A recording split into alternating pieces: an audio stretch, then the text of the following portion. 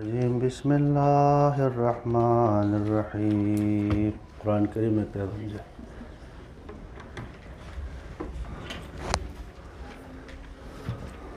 آئندہ میں اپنا بندوبست کروں گا۔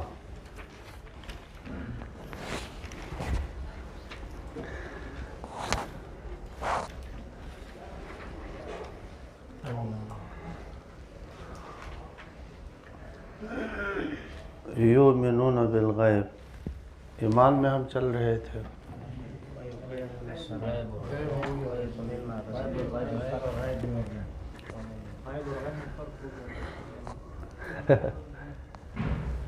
اچھا، قلم آپ کے پاس اللہ نے دیا ہے تو تھوڑا سا حرکت دے دو۔ ایمان کے متعلق مختلف فرقوں کا ذکر آپ کو کام دے گا کہ دو افراد تفریق شروع ہے۔ بعض یہ کہتے ہیں کہ جی ہر آدمی کافر ہے، آدمی تو چھوڑو، اس کی ٹوپی بھی کافر ہے، اس کے بوٹ بھی کافر ہے۔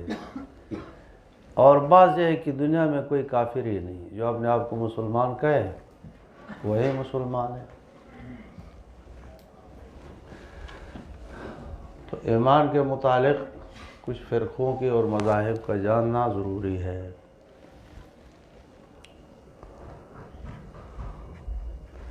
تو پہلے تو یہ سمجھے کیجیے، ایمان سے ایک چند فرقے بن گئے۔ فرقہ نمبر اول مرجیہ۔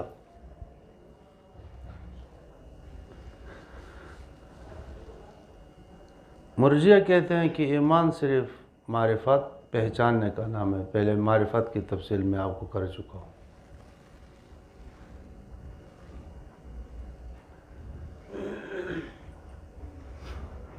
ایمان پہچاننے کا نام ہے، جو بس پہچان لیتا ہے وہ مومن ہے، اس کے ساتھ عمل کرنے کی کوئی ضرورت نہیں، اور گناہ کر لے تو اس کو مضر نہیں۔ بعض لوگوں نے حنفیہ کو مرجئہ میں شامل کیا ہے، سمجھ میں آ گئی جی؟ جیسے مولانا عبدالسلام صاحب رستمی اپنے درس میں بھی امام ابو حنیفہ امام اعظم کو کان من المرجیہ کہتے، بہت زیادتی ہے، انتہائی ذاتی ہے۔ وکان ابو حنیفہ مستغرق فی بحر التوحید ہے، وہ مرجئہ میں کہاں حنفیہ اور کہاں مرجئہ، تو گمراہ ایک فرقہ ہے۔ ہاں اتنی بات کہ حنفیہ ایمان صرف تصدیق کا نام ایمان ہے، اور متکلمین بھی صرف تصدیق ہی کو ایمان کہتے ہیں، اس طرح میں نے صبح آپ کو تصدیق بما علم مجیء النبی صلی اللہ علیہ وسلم۔ تو پہلا جو بابرکت فرقہ ہے وہ کون ہے بتاؤ؟ اہل سنت احناف ہے، احناف مرجئہ نہیں، احناف ہے، وہ ایمان تصدیق کو کہتے ہیں، تسلیم۔ دوسرا فرقہ مرجیہ، جو ایمان معرفت و تصدیق قریب ہے، اس لیے وہ معرفت کو کہتے ہیں۔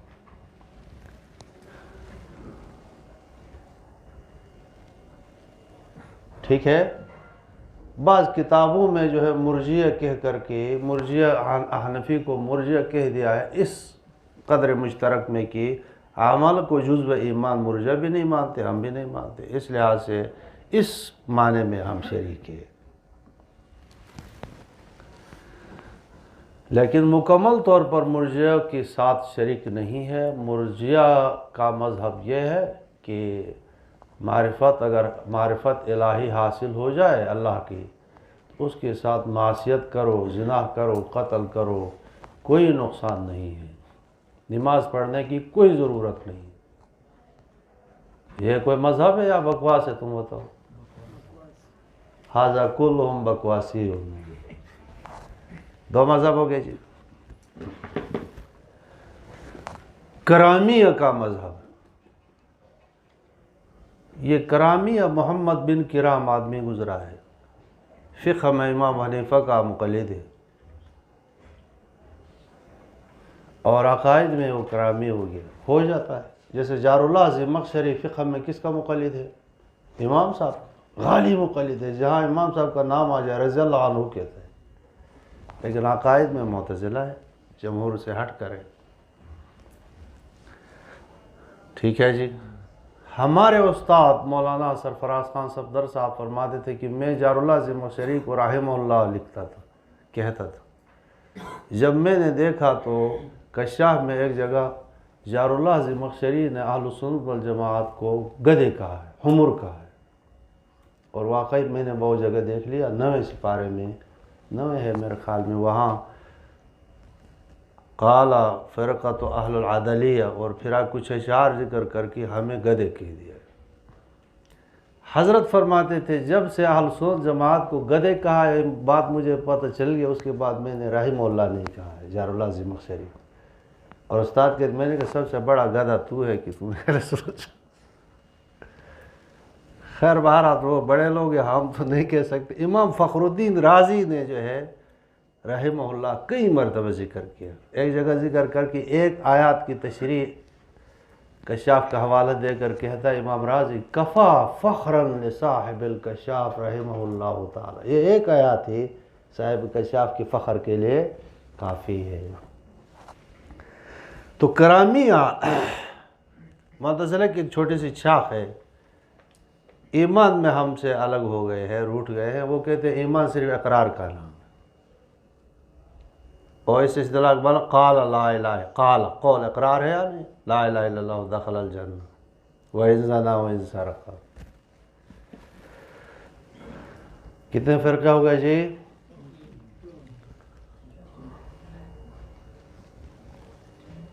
معتزلہ صحابہ کرام کی زمانے میں، صحابہ کرام کے وہ تو کوئی سر نہیں اٹھا سکتا، سر اٹھائے تو کچل دیتے تھے وہ۔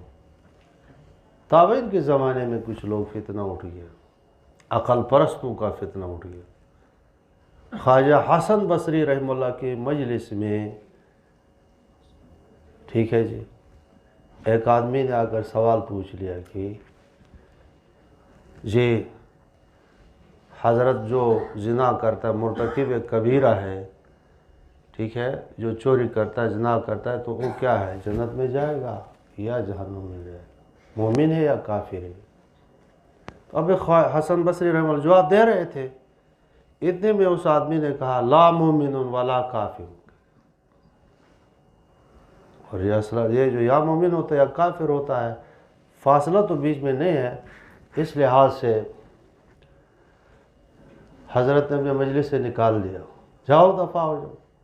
وہ جا کر ادھر بیٹھ گیا۔ آپ نے فرمایا کہ رجل اعتزل، یہ ہم سے الگ ہو گیا۔ اس کا نام واصل بن عطا تھا۔ شروع میں تو یہ صرف مسئلہ، فتنہ بعد میں بڑھتا جاتا ہے، چیزیں زیادہ ہوتی جاتی۔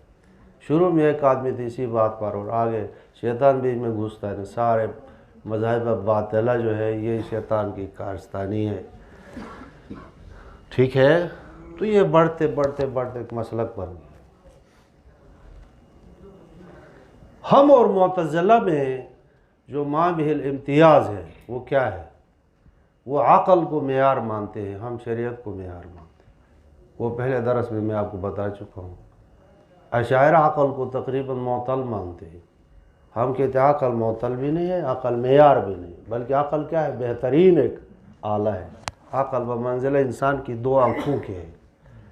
انسان کی آنکھیں نہ ہو اور سورج طلوع ہو تو اس کو کچھ نظر آئے گا؟ نہیں۔ سورج طلوع ہوا ہو، اچھا جی، آنکھیں ہیں لیکن سورج طلوع نہ ہو، کچھ نظر آئے گا؟ نہیں۔ کیا حال بلال، خیریت ہے؟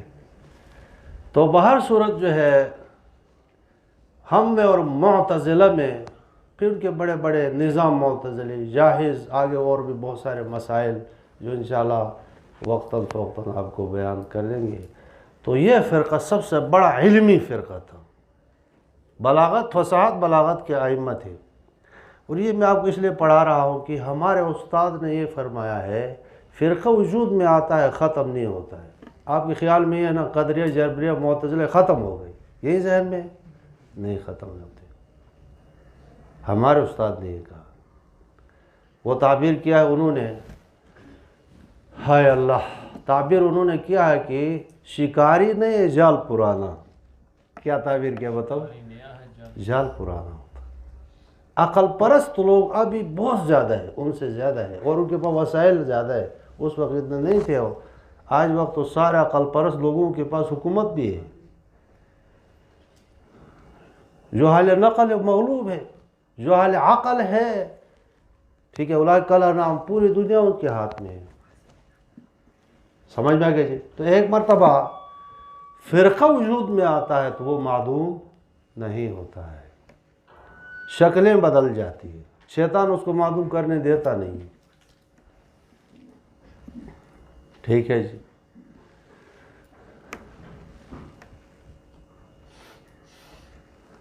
سر سید احمد خان، ادھر سب سے زیادہ مطلب یہ ہے کہ سکول اور کالج سر سید کے نام پر ہے. اب ان کی تفسیر ملتی ہے تفسیر القرآن. کیا نام ہے؟ تفسیر وہاں انہوں نے لکھا ہے کہ دیہاتی جو انسان ہے نا، دیہاتی، یہ اصل میں جنات ہے، اور شہری جو لوگ ہیں یہ فرشتے ہیں. سمجھ میں آ گیا جی؟ اور اسی طرح سے ابراہیم علیہ السلام کی آگ کو تسلیم نہیں کرتا، پاک پیغمبر کے معجزات کو تسلیم نہیں کرتا ہے. اور ہزاروں نے لاکھوں کے ہیں پورے اس کے بات نہیں مانتے ہیں جتنے جو ہے کسی عالم دین کی بات مانتے ہیں نہیں. اور پوری تفسیر اس کے خطبات، اس کے مقالے، اور اس نے یہ کہا کہ میں نے گمراہ لوگوں کو ادھر لانے کے لیے بات کہی. اقدامی جہاد کا کٹر منکر ہے. تفسیر حقانی، ابو عبدالحق حقانی نے، جو قاسم نانوتوی کے ہم پلا آدمی زمانے کا عالم ہے، اس کو خان بہادر اور سر بہادر کہہ کر کی اس کی تردید میں تفسیر حقانی، فتح المنان تفسیر کا نام ہے، تفسیر حقانی لکھی. 160 صفحات میں مقدمہ لکھا ہے. اس بات ملائک، اس بات جن، اس بات جنت، اس بات جہنم، ان سب کا معتزلہ نے انکار کیا ہے. جنات کا بھی انکار کیا، ملائک کا بھی انکار کیا ہے، جنت کی خلقت کا بھی انکار کیا ہے، جہنم کے دوام کا بھی انکار کیا ہے. سمجھ میں گئے جی؟ گمراہ ہی گمراہ ہے. تو معتزلہ ایک فرقہ ہے معتزلہ. اس کے بعد اس معتزلہ فرقہ کا ایمان میں آ کر کے معتزلیوں نے کیا کہا جی کہ ایمان تصدیق قلبی، اقرار لسانی، عمل بالجوارح کا نام ہے. اور محدثین بھی اسی کے قائل ہیں. تو گویا کہ 2 فرقے ہو گئے. تیسرا فرقہ خوارج ہے. خارجی پہلے ان کا کوئی وجود نہیں تھا. مسئلہ تحکیم میں یہ فرقہ نکل گیا. تحکیم کا مسئلہ کب پیدا ہوا؟ تو حضرت علی اور حضرت امیر معاویہ رضی اللہ عنہما دونوں بزرگوں میں جنگ ہوتے ہوتے تھک گئے. بیچ میں جو ہے یہ بات ہو گئی کہ کچھ صلح ہونی چاہیے. صلح کے لیے 2 صحابی مقرر ہو گئے، ابو موسیٰ اشعری رضی اللہ عنہ حضرت علی کی طرف سے، اور حضرت امیر معاویہ رضی اللہ عنہ کی طرف سے. کون سے صحابی تھے؟ عامر بن عاص رضی اللہ عنہ. بیٹھ گئے دونوں بزرگ. اب بیچ میں جو صحابہ لڑا رہے تھے، تیسرا تھرڈ گروپ فرقہ جو متعصب، اور بلکہ واللہ عالم ہمارے اکابر تو کہتے ہیں رافضی تھے، لڑانے والے منافق تھے، یہودی تھے، مسلمان نہیں تھے. وہ جو ہی صلح ہو جائے بیچ میں آ کر لڑا دیتے. یہ خارجی سارے وہ منافق نہیں تھے، کچھ تو مل جاتے ہیں نا، خاص چند ایک افراد تھے. تو ان کو بڑی تکلیف ہو گئی کہ یہ کیا ہو گیا جی، یہ صلح کیوں کر رہے ہیں؟ اصل تو یا حق پر یہ ہوں گے یا حق پر یہ ہوں گے، ایک نہ ایک حق پر ہوگا، ایک کو ختم ہونا چاہیے. یہ صلح کیوں کر رہے ہیں؟ اسی وقت جب پنچایت بیٹھ گئے فیصلے کے لیے اور یہ بھاگ گئے، انہوں نے کہا، ایک فرقے نے کہا تم جاؤ آپس میں مل کر کے حضرت علی کو بھی قتل کرو اور حضرت امیر معاویہ کو بھی قتل کرو. بہرحال دونوں بزرگ جو ہے یہاں پر رہے، سوچ بچار کیا رات کو. اب صبح نتیجہ برآمد نہیں ہوا. اس میں بڑے بڑے لوگوں نے جو ہے ٹھوکریں کھائی. مودودی کہتا ہے کہ عامر بن عاص بڑا مکار، استغفر اللہ توبہ. بڑا چالاک تھا، دوسرے کو دھوکہ دے دیا، یہ کر دیا، اور دوسرا سادہ مزاج تھا، اور ہماری بعض کتابوں میں بھی یہ لکھا ہے۔ صحیح موقف جو ہے مولانا نافع صاحب نے رحماء بینہم نے ایک اور کتاب میں انہوں نے پیش کیا ہے، یہ دونوں بزرگ رات کو مشورے میں تھے، اللہ کی شان آخری میں کوئی کسی بات پر اتفاق نہیں ہو سکا۔ جائے کہ ہم یہ کہیں کہ ایک کی تنقیص کریں، چونکہ دونوں جلیل القدر صحابی تھے۔ اس پر ایک فرقہ الگ ہو گیا جس کو خارجی کہتے، اور ہرورہ کی مقام پہ الگ گروپ بنایا کہ ہمارے ساتھ لڑائی کرو ورنہ ہم تمہارے اینٹ سے اینٹ بجا دیں۔ یہ 8,000 تھے یا 12,000 تھے۔ حضرت علی رضی اللہ تعالیٰ زیادہ مظلوم تھے کیونکہ اوپر زیادتی زیادہ کرتے تھے۔ حضرت علی رضی اللہ تعالیٰ عبداللہ ابن عباس کو بلائے، ادھر آ جاؤ تم جا کر کے مناظرہ کرو، لیکن وہ قرآن پیش کریں گے۔ وہ چونکہ حضرت علی جب بھی خطبہ دیتے آپ مسجد میں ہوتے قریب جا کر کے ان الحکم الا للہ کہہ کر کے بھاگتے خارجی خبیث۔ حضرت علی فرمائے کلمۃ حق ارید بحل باطل، کلمۃ حق ارید بحل، یہ نفت عرب میں بھی موجود۔ ابن عباس جاؤ جا کر مناظرہ کرو، قائل کرو۔ حضرت عبداللہ ابن عباس کو اللہ نے بہت بڑا فہم دیا تو انہوں نے زبردست وہاں تقریر کی، اور خدا کے بندو آ جاؤ مت لڑائی کرو۔ اور یہ خارجی بڑے دیندار لوگ تھے، ایسا نہیں کہ نماز نہ پڑھتے ہو یا یہ بہت زبردست دیندار لوگ تھے۔ تو جب مناظرہ ہوا، مناظرے کے نتیجے میں 4,000 واپس آ گئے۔ اب کتنے رہ گئے؟ 8 رہ گئے۔ یا 8,000 تھے تو 4 واپس آئے تو کتنے رہ گئے؟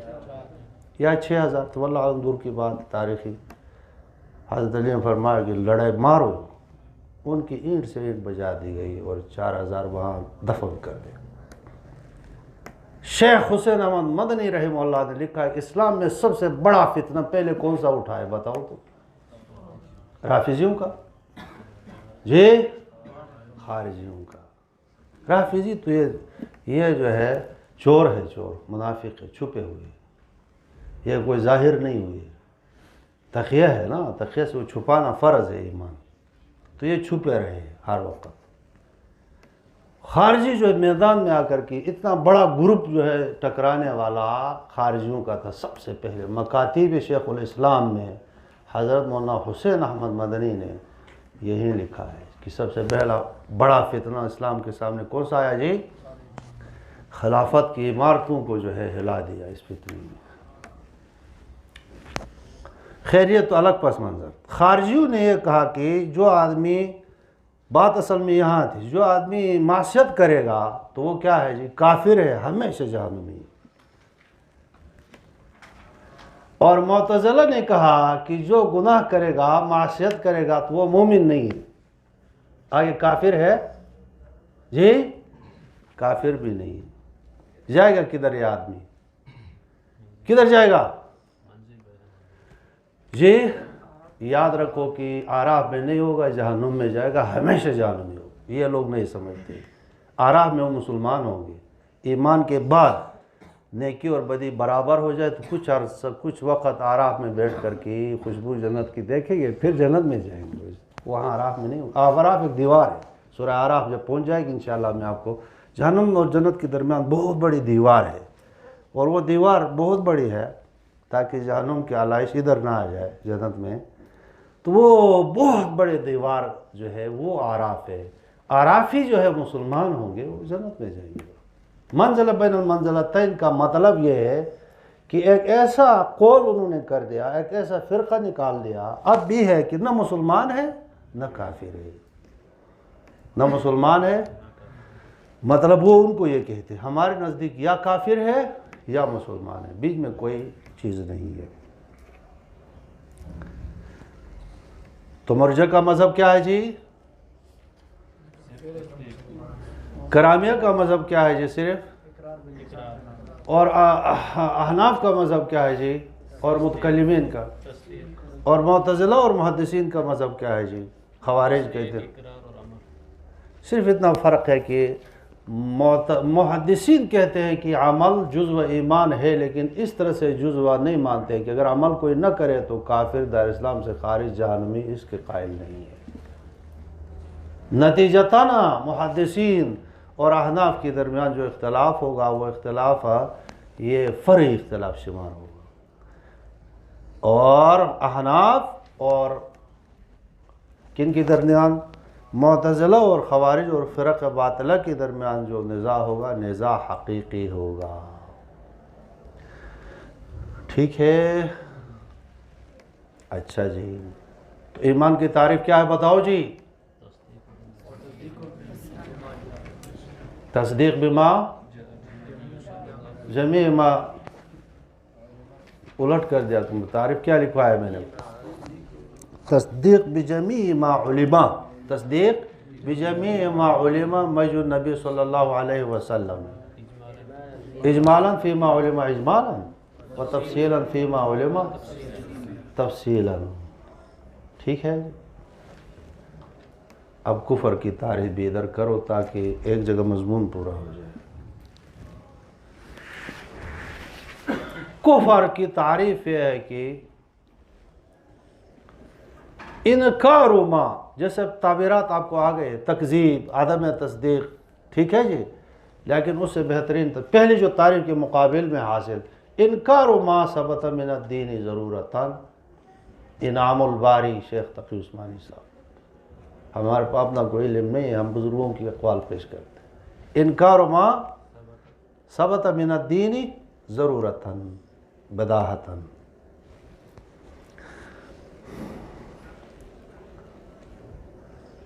انکار ما ثبت من الدین ضرورتا، دین سے جو ضروریات ہے دین میں کسی ایک کا انکار کیا ہے جی؟ کفر ہے۔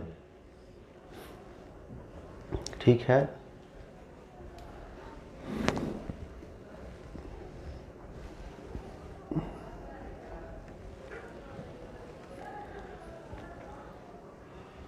اب دوسرا مضمون اقسام کفر، تیسرا مضمون تکفیر کے اصول، یہ آپ کے کام آئے گا۔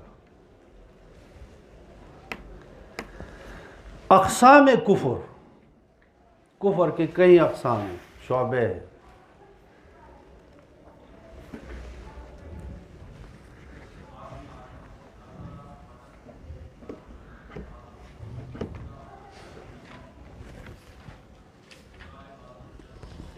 یہ انکار اور کفر عنادی وجحدوا بها واستيقنت انفسهم، دنیاوی کسی غرض کی نہیں، عناد اور ضد کی وجہ سے انکار کر لے تو اس کفر کو کفر عنادی کہا جاتا ہے۔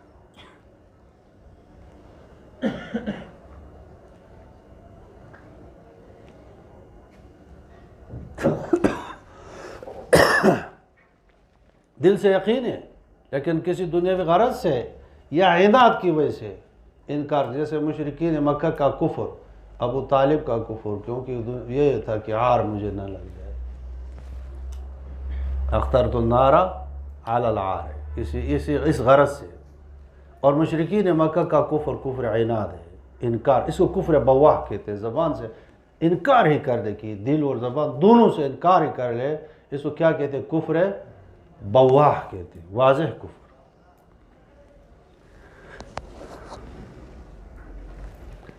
کفر تکذیب، جھٹلاتا ہے کہ پیغمبر نہیں ہے۔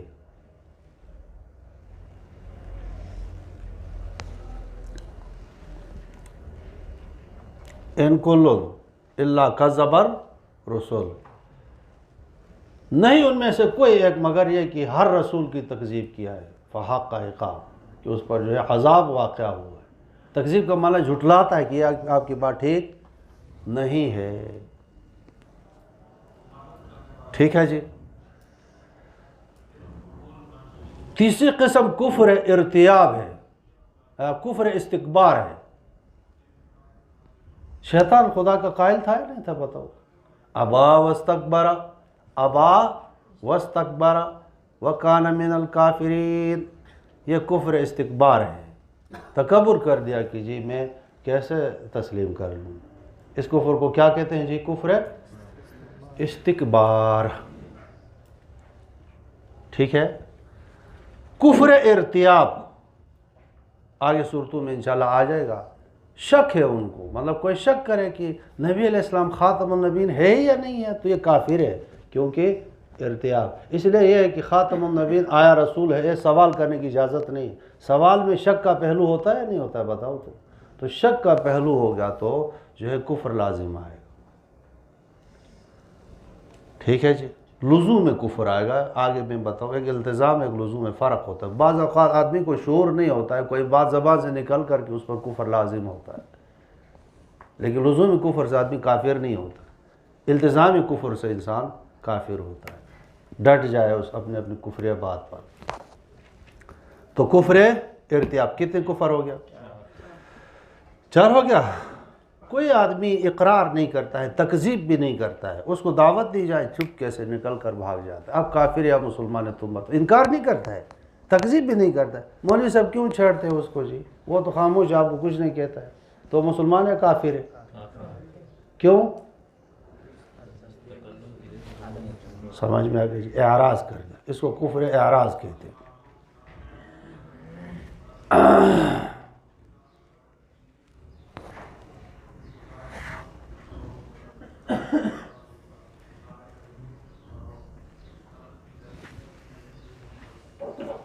کتنے قسمیں ہو گئے؟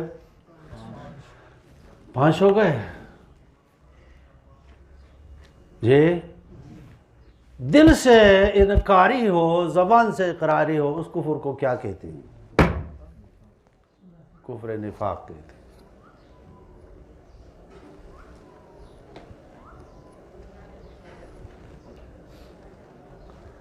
منافق بڑا کافر ہے یا مجاہر اور بڑا کافر ہے بتاؤ تو؟ کیوں؟ مارے آستین ہے نا، پتہ نہیں ہے کہ یہ آدمی نقصان دیتا ہے یا نہیں دیتا ہے، بظاہر علم نہیں ہے، اس لحاظ سے وہ بہت بڑا کافر ہے، اس کی مذمت بھی زیادہ ہے۔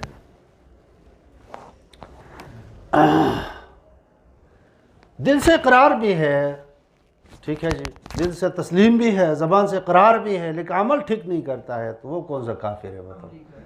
عملی کافر ہے۔ اس کو خیر الگ ذکر کرو، بیچارہ مسلمان تو ہے، اس کی نجات ہے۔ کفر الحاد، کفر الحاد اور کفر زندقہ۔ کفر الحاد، آدمی دعویٰ کرتا ہے کہ میں مسلمان ہوں، پکا ٹھکا مسلمان ہوں۔ یا مناظرے دیکھو قائدینوں کے، وہ کہتے ہیں عربی میں، ایک آدمی بولتا ہے واللہ باللہ نحن مسلمون۔ ہمارا جو مناظر وہ بھی عربی زبردست، کوئی بردانے کا مناظرہ ہے، اس کو پھنسایا، آخر وہ پھنس گیا۔ جو انگریزی میں ایک لڑکا تھا وہ ہمارا مناظر تھا، اس نے اس کو اور پھنسایا۔ میں نے بہت دعائیں دی، وہ آدمی جو ہے وہ کہتا خدا کی قسم تم 1000 مرتبہ انکار کو، ہم مسلمان ہیں۔ تو دعویٰ اسلام کا کرے، توحید و رسالت کا کرے، لیکن تعبیر و تشریح اسلام کے مزاج کے خلاف کرے، عمل بھی خلاف کرے، اس کافر کو کیا کہتے ہیں بتاؤ؟ کیا کہتے ہیں؟ ملحد کہتے ہیں قرآن کی اصطلاح میں۔ حدیث کی اصطلاح میں اس کو کیا کہتے ہیں؟ زندیق کہتے ہیں۔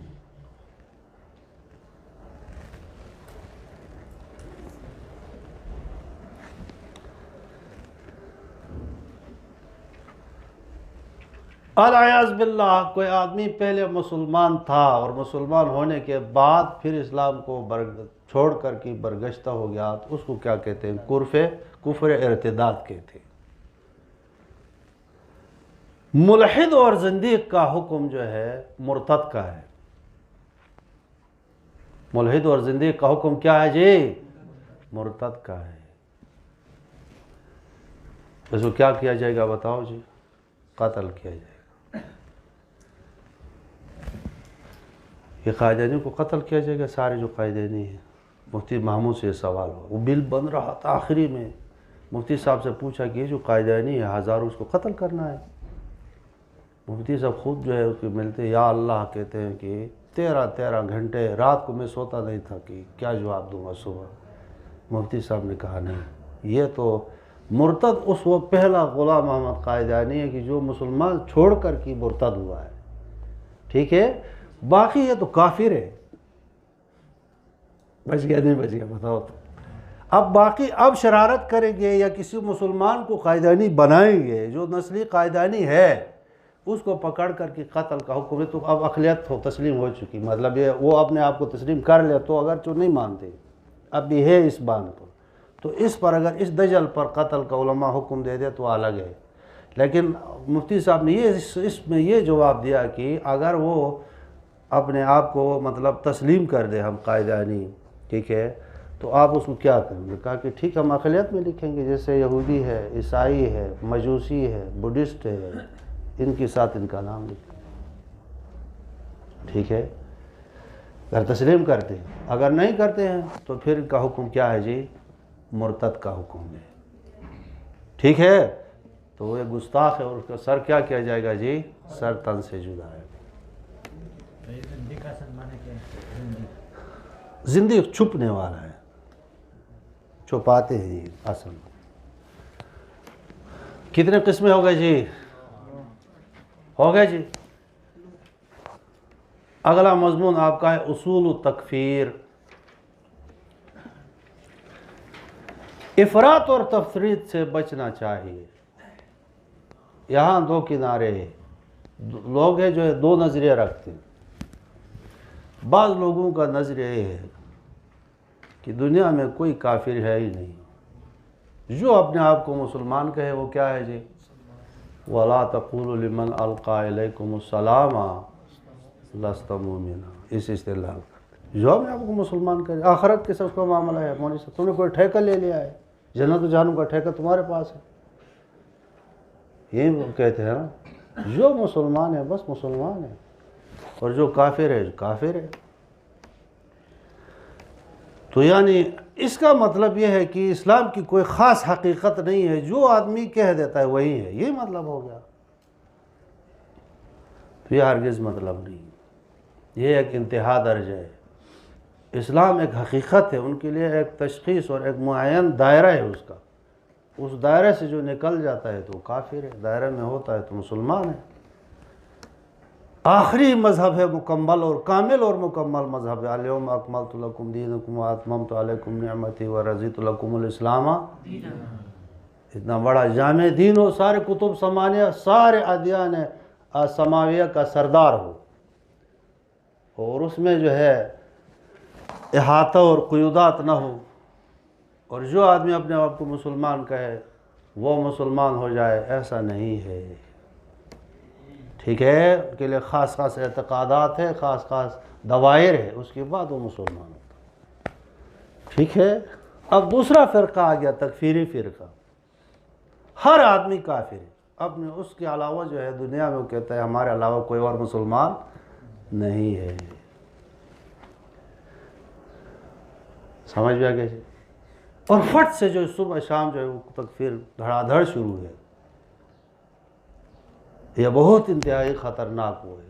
اللہ تعالیٰ کا خوف کرو، مفتی محمود رحمہ اللہ نے لکھا ہے۔ بعض لوگ جو ہے بریلیوں کو کہتے ہیں مکے کی مشرکین سے بھی بدتر ہے، تو استغفر اللہ الذی لا الہ الا اللہ، مکے کی مشرکین تو اللہ اور رسول کے انکار ہی تھے، یہ تو غلو میں گئے ہیں نا، یہ ہرگز ایسی تعبیر نہیں ہونی چاہیے۔ سمجھ میں آگے جی، توحید رسالت قیامت کے قائل مسلمان ہیں، ٹھیک ہے۔ اس کے لیے کتابیں اپنے پاس رکھو، اصول تکفیر، اصول تکفیر، حضرت مفتی اعظم مفتی شفیع صاحب رحمہ اللہ تعالیٰ کی قلم سے ہے، جواہر الفقہ، اصول تکفیر، مفتی تقی عثمانی صاحب دنیا کا ایک نمبر مفتی ہے۔ اگر فقہ اس شخص نے نہیں سمجھا ہے تو کوئی نہیں سمجھ سکتا، یار کون سمجھ سکتا؟ دنیا میں انسانی طاقت میں وحدہ لا شریک ہے، اول درجے کا فقیہ ہے، مخلوق میں جو ہے یکتا ہے، اکیلا ہے جی۔ حضرت نے اصول تکفیر جو ہے وضع کیا، لکھا ہے انعام الباری میں، ٹھیک ہے۔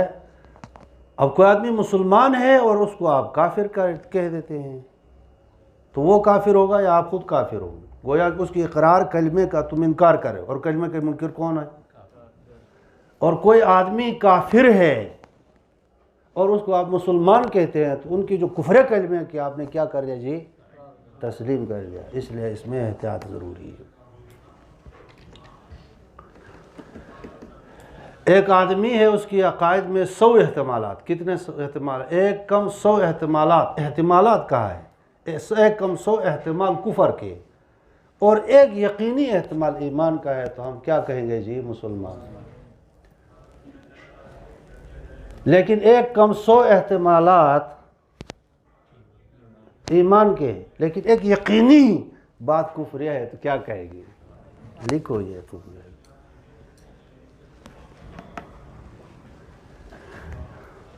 نہیں سمجھ میں آئی جی؟ یہ قاعدے میں کئی احتمالات اسلام کے، کئی احتمالات کہاں ہیں؟ ایک یقینی، کم از کم ایک تو نہیں کئی ہے، لیکن ایک یقینی ہے کہ ختم نبوت کے منکر، اجراء نبوت کے قائل ہے تو کافر ہے.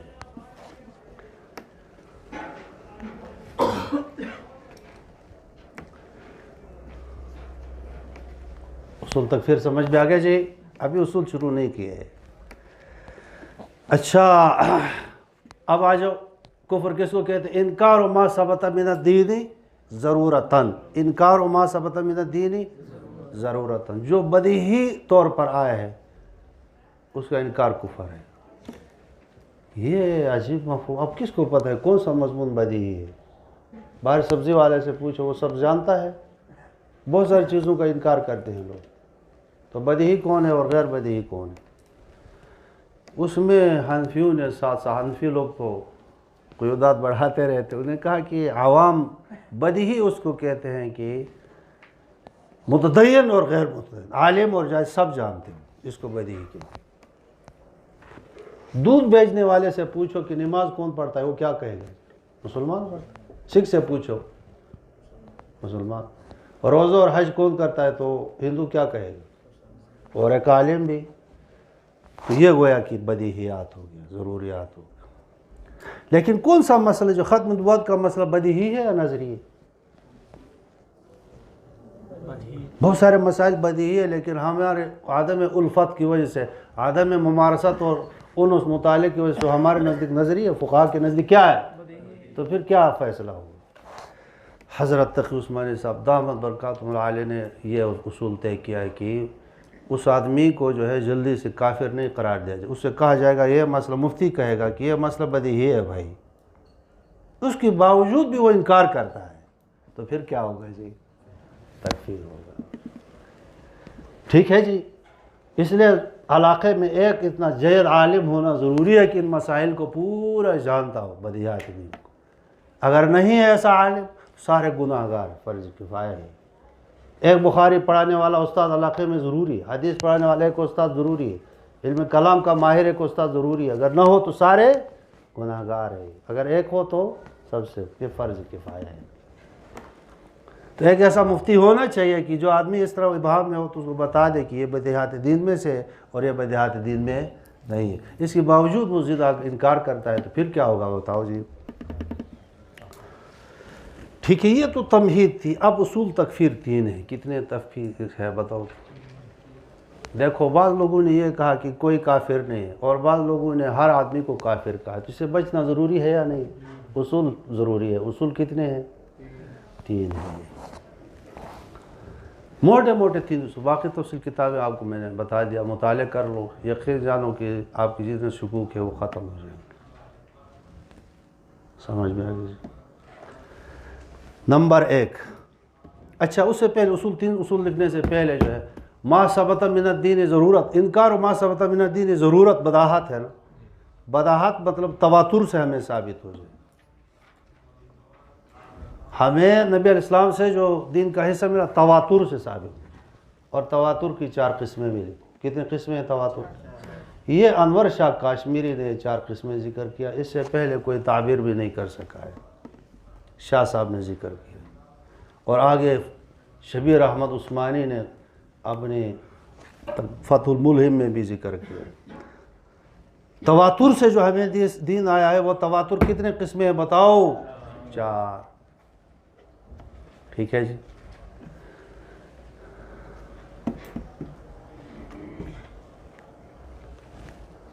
تواتر اسنادی، فلاں راوی نے بھی ذکر کیا، فلاں نے بھی کیا، فلاں نے بھی کیا، اتنے لوگوں نے کیا ہے کہ اس کا انکار جو ہے نہیں کر سکتا۔ تواتر علی الکذب محال ہے۔ اس تواتر کو کیا کہتے ہیں؟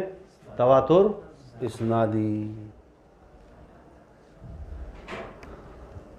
دوسرا تواتر طبقہ ہے، یہ اسناد تو ہمارے پاس نہیں ہے، لیکن دیکھو ظہر کی نماز ہے، 4 رکعت سنت ہے، ٹھیک ہے، 6 رکعت سنت ہے، 4 فرض ہے، 4 رکعت سنت پر جو ہے یا یہ 10 رکعت کی تعداد پر شاید ہمارے پاس متواتر روایات نہ ہوں، لیکن ہزارہا لوگوں نے جی طبقہ بعد طبقہ، ایک زمانہ، دوسرا زمانہ، تیسرا زمانہ، کوئی طبقہ ایسا خالی نہیں ہوا ہے، طبقہ بعد طبقہ جو ہے نقل ہوتا ہمارے پاس آ گیا، تو اس کو کیا کہیں گے؟ تواتر طبقہ کہیں گے۔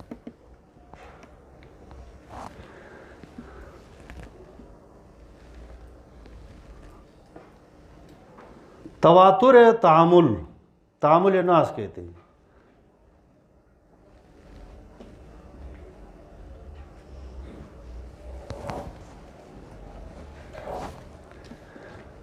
قول تو نہیں ہوگا لیکن لوگوں نے عمل کیا ہے، اس میں اصلاحات گڑبڑ ہوتی ہے انسان سمجھنے میں۔ تواتر طبقہ اور تعامل میں تھوڑا سا، تعامل کا تعلق زیادہ عمل سے، اتنے لوگوں نے عمل کیا ہے، اتنے لوگوں نے کہ جس کا کذب پر اجتماع جو ہے، اور پہلے لوگوں نے نقل کیا ہے، نہیں سمجھ میں آئی جی۔ اور دوسرے میں جو ہے اتنے لوگوں نے عمل کیا ہے کہ جن کا تواتر، جن کا جو ہے توافق علی الکذب جو ہے محال ہے۔ کتنے تواتر ہوگا جی؟ چوتھا تواتر ہے قدر مشترک ہے، جزیات مختلف ہے، اس نے ایک روایت ذکر کیا یا عمل کیا، اس نے ایک روایت کیا عمل کیا، جزیات مختلف ہے، لیکن اس سے مضمون یہی نکلتا ہے کہ یہ مضمون ہے، اس کو تواتر قدر مشترک کہا جاتا ہے۔ ان 4 تواترات سے، پاک پیغمبر سے جو دین ہمیں پہنچ گیا ہے، اس کو کیا کہیں گے جی؟ بداہتنا، ٹھیک ہے جی۔ یہ بھی تعبیر کیا ہے کہ جو قطعی ثبوت، قطعی دلالت نص سے ثابت ہو تو اس کا انکار کفر ہے۔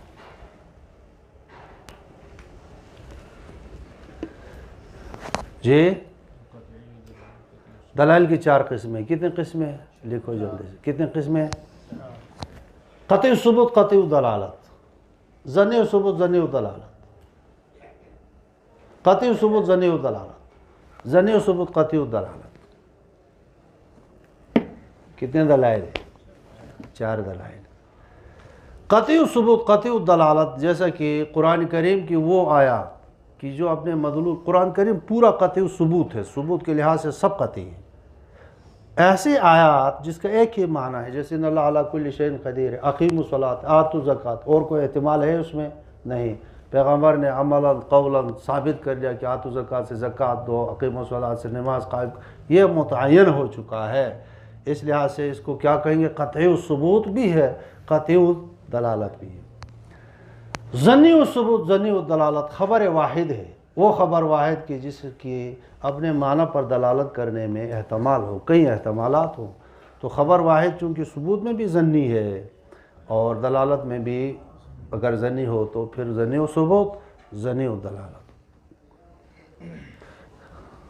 اس کا انکار کفر نہیں ہوگا، یاد رکھو، ظنی و ثبوت ہے۔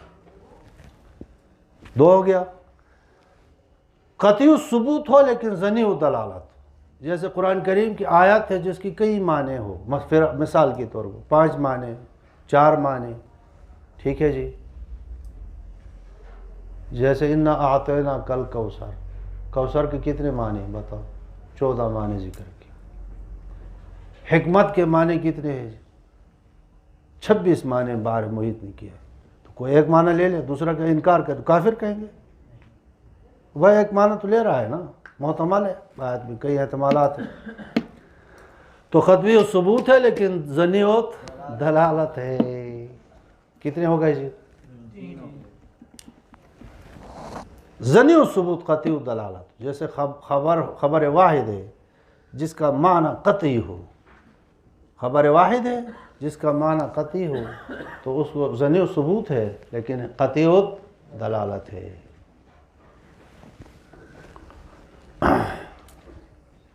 ٹھیک ہے جی.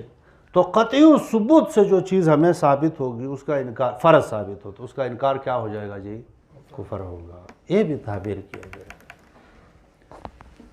یہ مسئلہ آپ لپیٹ کر کیجئے میرے کو. اب اصول تکفیر 3 ہے. کتنے اصول ہے جی؟ مثال کے طور پر ٹالی شاک کے اوپر آپ کفر کا فتویٰ لگاتے. کس کے اوپر؟ ٹالی شاک.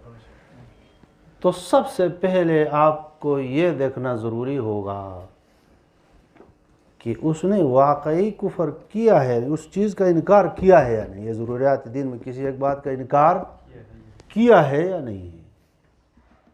ہو سکتا اس نے کیا ہی نہیں اور آپ اس کی طرف منسوخ کریں. سمجھ لگے جی؟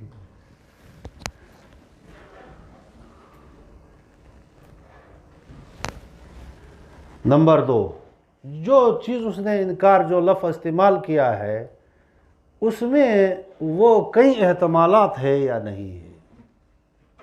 وہ اپنے مدلول پر قطعی دلالت کرتا ہے یا نہیں کرتا ہے.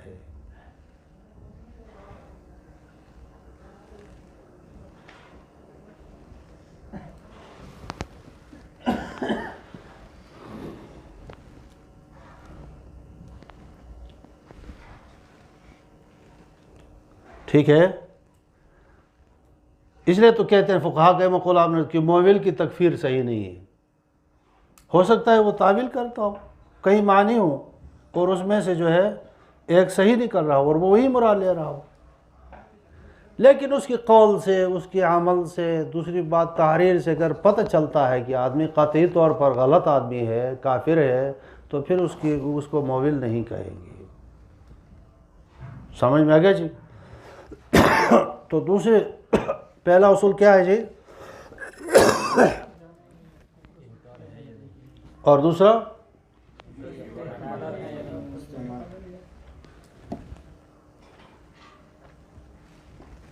اور اس کے ساتھ ساتھ یہ بھی کہ یہ اس نے قصدن کہا ہے یا جو ہے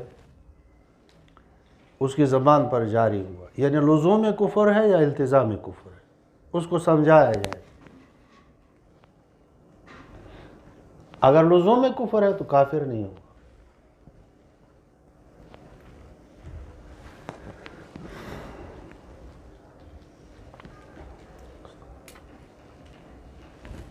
اور اگر التزام کفر ہے تو پھر کیا ہو جائے گا جی؟ کافر ہوگا. کتنے ہوگا جی؟ یہ اصول 2 ہو گئے، 3 نہیں ہے. یہ لزوم التزام اس کے ساتھ ہے. تو اس کے ساتھ مطلب یہ ہم دیکھیں گے کہ یہ جو کفر کلمہ اس نے کہا ہے اس کا التزام کر کے کہا ہے یا غلطی سے منہ سے نکل گیا. تو پہلے دیکھو کہ انکار ثابت ہے. انکار کے بعد اس کو میں ہم نے دیکھا محتمل بھی نہیں ہے، یقینی ہے لفظ. اب دیکھیں گے کہ یہ یقینی جو لفظ ہے جی کہ اس نے اس کا التزام کیا ہے یا غلطی سے منہ سے نکل گیا. ٹھیک ہے. اگر التزام کیا ہے تو اور التزام نہیں کیا ہے تو اس کی تکفیر نہیں کر سکتا. تیسرا اصول یہ ہے کہ شریعت ظاہر کو دیکھے گی. آدمی ظاہر میں یہ کہہ دے کہ لا الہ الا اللہ محمد رسول اللہ تو اس کو یہ آپ نہیں کہہ سکتے کہ جی چونکہ اور چرا کہ تو کافر ہی ہے. نہیں سمجھ میں آج حلا شققت قلبہ ہوئے. نہیں سمجھ میں آج ظاہری ایک آدمی اقرار کرتا ہے اسلام کا تو اسی ظاہر پر مدار ہوگا. یہ اصول ہے. ٹھیک ہے جی. لیکن کسی آدمی کی جیسے رافضی ہے، بعض جگہوں پر ان کی جو ہے دیگر کتابوں سے اس کے عقائد ظاہر ہو چکے ہیں کہ کفر عقائد. ٹھیک ہے جی. اب اس کی تکفیر کا کیا مسئلہ ہوگا؟ تو دیکھتے دیکھتے ہمارے مفتیوں نے اتنا زیادہ بحث جو ہے شامی اور مجموع رسائل شامی دیکھ لو. ٹھیک ہے. مجموع رسائل شامی میں چل کر کی ایک جگہ پر لکھا ہے کہ اما الغلاة من اہل التشیع، شیعوں کی 5 بڑے فرقے ہیں. کیسانیہ ہے، زیدیہ ہے، امامیہ ہے، غلاة ہے، اسماعیلیہ ہے. کتنے فرقے ہیں؟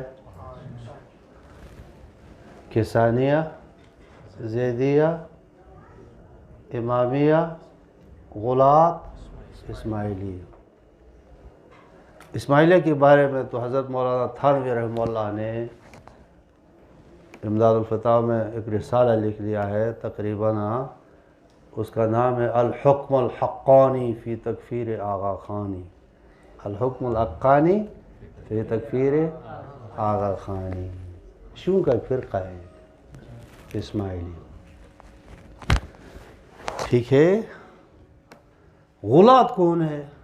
امامیہ تو آپ کو آگیا، امامیہ کے علاوہ غلاة اور ایک فرقہ ہے، ان کی بڑے بڑے 4 عقیدے ذکر کیا ہے۔ نمبر 1، وَهُمْ يَعْتَقِدُونَ انتقال الالوحیت من اللہ سبحانہ وتعالی الی العباد وَهُمْ يَقُولُونَ یا علی مدد، ٹھیک ہے، انتقال الوحیت کی قول۔ نمبر 2، جو عقیدہ بدا کے قائل ہے کہ خدا بھول جاتا ہے، پھر بدا فی الارادہ ہے، بدا فی الامر ہے، بدا فی العلم ہے، کہ پہلے اللہ غلط علم ہو سکتا ہے، ان کا یہ عقیدہ ہے۔ ہدیۃ الشیعہ میں حضرت قاسم العلوم والخیرات نے ذکر کیا ہے کہ بدا کی شیعہ قائل ہے، بدا فی العلم کی بھی قائل، بدا فی الارادہ کی بھی قائل، بدا فی تکوین امر کی بھی قائل۔ سمجھ رہے ہو جی؟ عقیدہ بدا کے قائل ہو، ٹھیک ہے جی، انتقال الوہیت کے قائل ہو، جو عیسائیوں کا عقیدہ ہے ثالث الثلاث، یہ وہاں سے منتقل ہو کر یہاں آ گیا ہے۔ تحریف قرآن کے قائل ہو، قذف عائشہ کے قائل ہو۔ یہ علم کلام کی کسی کتاب میں میرے ذہن سے مطالعے میں گزر چکا ہے، کون سا صفحہ ہے مجھے معلوم نہیں ہے، ٹھیک ہے جی۔ تو غلاة من اہل تشیع فہم کافرون کہہ دیا ہے۔ تو میں آپ کو یہ کہہ رہا تھا کہ ادھر تو زبانی کیا، تو مسلمان کافر، تو مسلمان لا الہ الا اللہ محمد، لیکن اگر اس طرح سے کوئی ہے کہ خارجی اس ایک شخص نہیں جو فرد ہے، وہ ہو سکتا ہے ٹھیک ہو، نہیں سمجھ میں آجائے، اگر ایسا کوئی آپ کے پاس ثبوت موجود ہے کہ وہ انہی کتابوں کا قائل ہے، انہی عقائد کا قائل ہے، تو پھر جو ہے شامی نے جو ڈٹ کر فتویٰ لگایا کیا ہے جی، ابن عابدین نے کہ اما غلاة من اہل تشیع فہم کافرون ذکر کیا، ومن انکر کفرہ فہو کافر ذکر کیا۔ سمجھ میں آگے جی؟ دلیل آپ کے پاس آ گئے یا نہیں آ گئے؟ ایک طالب علم پہلے میں پڑھا تھا تو وہ بہت خوش ہو گیا، استاد جی آپ نے یہ کیا کر لیا؟ میں نے کہا تم نے دلائل نہیں پڑھا، صرف نعرے پڑھا، بیوقوف، ابھی دلائل لکھ لو، تمہیں دلائل آ جائے گا کتاب میں، لیکن ضد نہیں کرو، حد سے تجاوز نہیں کرو، ٹھیک ہے جی؟ پورا نہیں کر لو مضمون، ٹھیک تو ابھی 4 ہو گیا، بس کرے، ہاں شاید تو پورا ہو گیا نا، دفعات پر رکوع پورا کریں، آگے بہت زیادہ ہے یار،